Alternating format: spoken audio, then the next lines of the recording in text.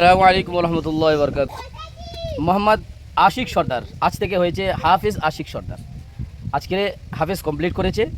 এই সুবাদে হাফেজ আশিকের বাড়িতে সকল শিক্ষকের দাওয়াত ছিল। তো আমরা একটু শুনবো যে আজকের আশিকের আব্বা আপনার কাছে শুনতে চাই আপনার অনুভূতিটা কি।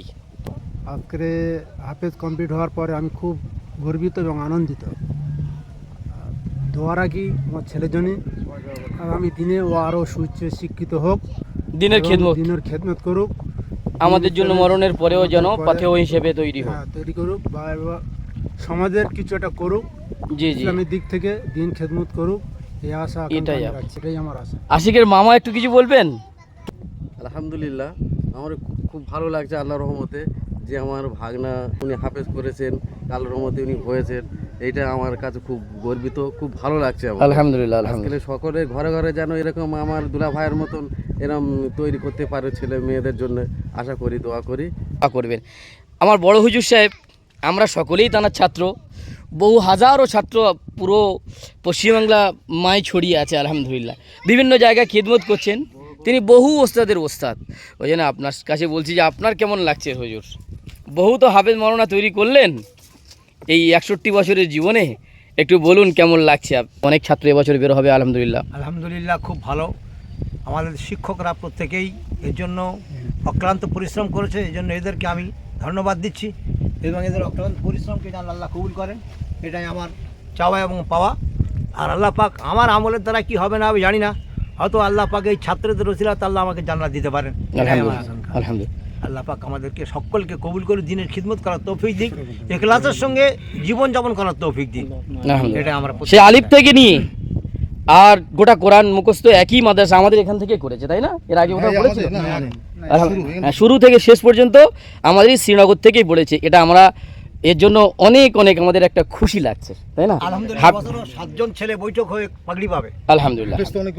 মুফতি আব্দুল রকিব সাহেব কিছু বলবেন?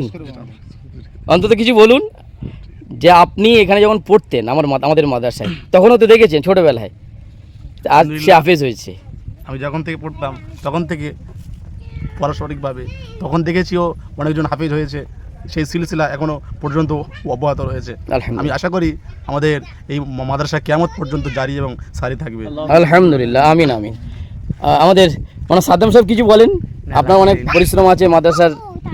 আমরা পরিশ্রম বলতে আল্লাহ তাআলার শুকরিয়া আদায় করি যে আমরা দীর্ঘ সময় ধরে শ্রীনগর মাদ্রাসায় এসেছি। আর আমি মনে করি যে মাদ্রাসাটা যেরকমই তার মানে ভাঙাচোরা থেকে নিয়ে আর আজকের যে রূপ এসছে, মানে হয়েছে বিল্ডিং বালাখানার দিক থেকে নয়, অর্থাৎ তালিমের তারাকি ও আখলাকের দিক থেকে, যেটা হয়ে যাচ্ছে আল্লাহ রাব্বুল আলামিন, আল্লাহ তাআলা শুকরিয়া আদায় করা দরকার আলিমিন আজকের এই জায়গাতে পৌঁছেছে।